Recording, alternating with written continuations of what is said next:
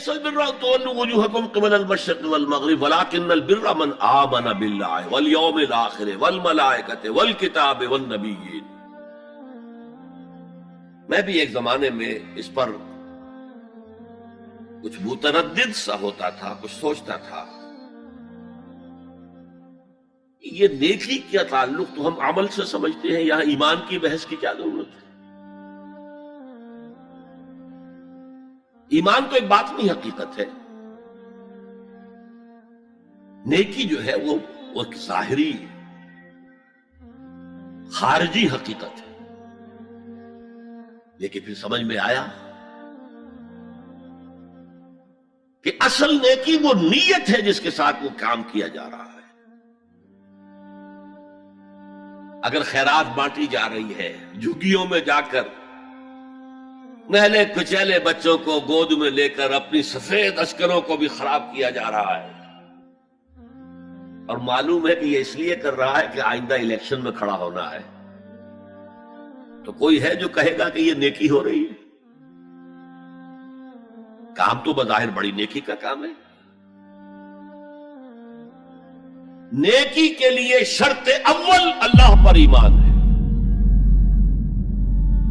اس کی motivation love of God, جس کے سوا اگر کوئی اور موٹیو ہے، اگر دنیا میں شہرت چاہیے، اگر اس نیکی کے ذریعے سے بھی مال کمانے کا معاملہ ہے، دھندا ہے، نیکی کے پردے میں دھندا ہو رہا ہے، وہ نیکی نہیں ہے، چاہے ظاہری اعتبار سے وہ بہت بڑی نیکی ہو.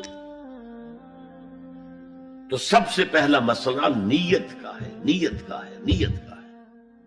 کس ارادے کے تحت یہ نیکی کی جا رہی ہے، کیا مقصود ہے، کیا مطلوب ہے.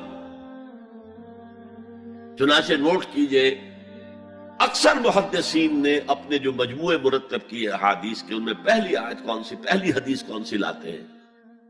حضرت عمر رضی اللہ تعالیٰ عنہ سے روایت ہے، انما الاعمال بالنیات. نیکیوں کا، نیک اعمال کا دار و مدار نیتوں پر ہے. وَإِنَّمَا لِكُلِّ امْرِئٍ مَّا نَوَىٰ، ہر شخص کو وہی کچھ ملا گا جس کی اس نے نیت کی ہوگی.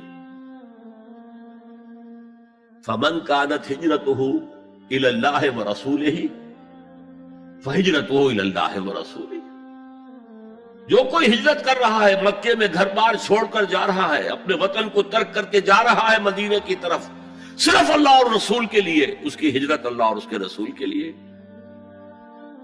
وَمَنْ كَانَتْ هِجْرَتُهُ لِلدُّنْيَا يُصِيبُهَا، اور اگر اس شخص کی ہجرت دنیا کے لیے ہے کہ اس کو حاصل کر لے. مثلا میں دیتا ہوں مثال، ایک مسلمان تھا، اس کا کوئی کاروبار تھا، اس کے خریدار مسلمان ہی تھے، وہ جا رہے ہیں، اب کیا کرے گا؟ مشرکوں نے سو تو اس کا سامان نہیں لینا، اب وہ بھی چلے جا رہے ہیں. یہ اللہ کو معلوم ہے کہ اس کے ہجرت کا اصل سبب کیا ہے، ہم نہیں طے کر سکتے. لیکن اللہ کے ہاں جو کھاتا کھلا ہوا ہے، اس کی یہ ہجرت جو ہے اللہ اور اس کے رسول کے لیے شمار نہیں ہوگی. وَمَنْ كَانَتْ هِجْرَتُهُ لِدُنْيَا يُصِيبُهَا أَوِ امْرَأَةٍ يَنكِحُهَا، یا کسی عورت کے لیے ہو کہ اس سے نکاح کرے. کسی خاتون سے وہ شادی کا خواہش مند تھا، وہ خاتون ہجرت کر کے مدینے چلی گئی، اب یہ بھی باندھے کچے دھاگے سے بندھے ہوئے چلے جا رہے ہیں، تو یہ تو در حقیقت اس عورت کے کھاتے میں ہجرت جائے گی، اللہ اور اس کے رسول کی ہجرت میں نہیں. تو اصل شے یہ ہے نیکی کا وہ کام جس کا ظاہر بھی نیکی کا ہو اور باطن بھی ہو، کہ موٹیویشن صرف اللہ کی رضا ہو، اللہ کی محبت اور اللہ کی رضا کا حصول. یہ ہے پازیٹو موٹیو. ایک نیگیٹو سائیڈ بھی ہے. سب لوگ ذہنی اعتبار سے اتنے بلند نہیں ہوتے کہ اللہ کی محبت وہی اصل محرک بن جائے. یہی وجہ ہے کہ حضور نے اس کو صلی اللہ علیہ وسلم کمال ایمان سے تعبیر کیا ہے، من احب للہ وابغض للہ وعطا للہ ومنع للہ فقد استکمل الایمان. جس نے کسی سے محبت کی تو اللہ کے لیے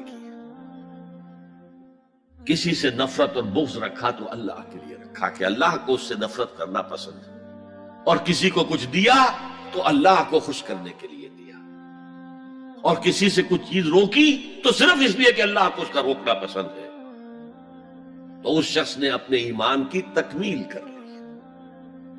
اگر اس کا موٹو خالص ہو گیا ہے اللہ کی محبت اور اللہ کی رضا کا حصول، تو اصل میں نیکی ہے، ورنہ چاہے بظاہر کتنی ہی بڑی نیکی نظر آئے وہ نیکی نہیں۔ لیکن جو لوگ اس حد تک نہ پہنچ پائے ہوں، استکمال ایمان تک، تکمیل ایمان تک، تو ان کے لیے ایک اور موٹو بھی ہے، والیوم الآخر، قیامت کا دن، جزا و سزا کا یقین، اللہ کا خوف، آخرت کے محاسبے کا خوف۔ خوف بھی ایک بہت بڑا موٹو ہے، بہت بڑی موٹیویٹنگ فورس ہے۔ اب میں یوں کہوں گا کہ اگر کسی عمل کا محرک ہے صرف اللہ کی محبت، اس کی رضا کا حصول اور آخرت کی نجات، تو وہ نیکی ہے۔ اگر یہ نہیں ہے، کوئی وطن پرست ہے، وطن کی محبت کی وجہ سے کوئی نیک کام کر رہا ہے، اس کا وہ کام وطن پرستی کے کھاتے میں جائے گا، خدا پرستی کے کھاتے میں نہیں جائے گا۔ کوئی قوم پرست ہے، اپنے قوم کی محبت میں کچھ کر رہا ہے، تو اس کا وہ نیک کام قوم پرستی کے کھاتے میں جمع ہوگا، خدا کی پرستش کے لیے دے۔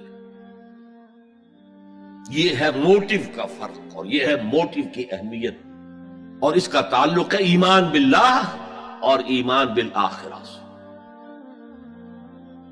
ایک حدیث میں حضور نے فرمایا کہ قیامت کے دن سب سے پہلے 3 اشخاص کا معاملہ پیش ہوگا۔ ایک وہ تھا کہ جو اللہ کی راہ میں جنگ کرتا ہوا مارا گیا تھا، دنیا میں شہید سمجھا جا رہا ہے۔ ایک وہ تھا جسے اللہ نے علم بہت دیا تھا، اور اس نے علم کو پھیلایا، خوب پھیلایا۔ اور ایک وہ جس کے پاس جس کو اللہ نے بہت دولت دی تھی، اور اس نے دولت جو ہے نیکی کے کاموں میں، بھلائی کے کاموں میں، غرباء، یتامیٰ، مساکین کے لیے خرچ کیا۔ اب اللہ پوچھے گا ان شہید صاحب سے کہ دیکھو میں نے تمہیں صحت دی تھی، جسمانی قوت دی تھی، تم نے کیا کیا؟ وہ کہے گا اے اللہ میں نے تیرے لیے قتال کیا اور اپنی جان دے دی۔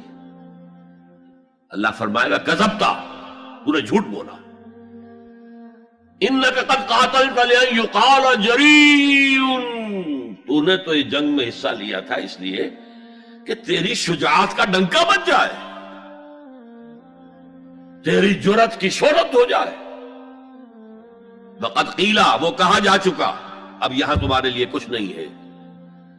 اور فرشتوں کو حکم ہوگا اور اوندے منہ گھسیٹتے ہوئے اس کو جہنم میں ڈال دیں۔ یہی حشر ہوگا اس عالم کا،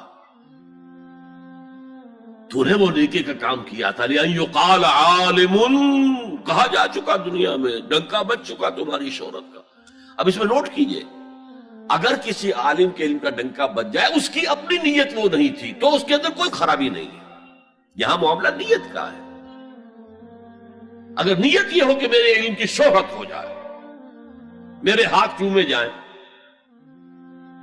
مجھے نذرانے پیش کیے جائیں، تو پھر وہی حشر اس کا ہوگا کہ اوندھے منہ گھسیٹ کر جہنم میں ڈال دیا جائے۔ یہی حشر اس سخی کا ہوگا جس نے سخاوت کی تھی، جس کی سخاوت کے ڈنکے بج گئے تھے، اس کا بھی یہی حشر ہوگا۔ تو انما الاعمال بالنیات، اور یہاں نیکی کی بحث میں سب سے پہلے وَلَٰكِنَّ الْبِرَّ بِرُّ مَنْ آمَنَ بِاللَّهِ وَالْيَوْمِ الْآخِرِ،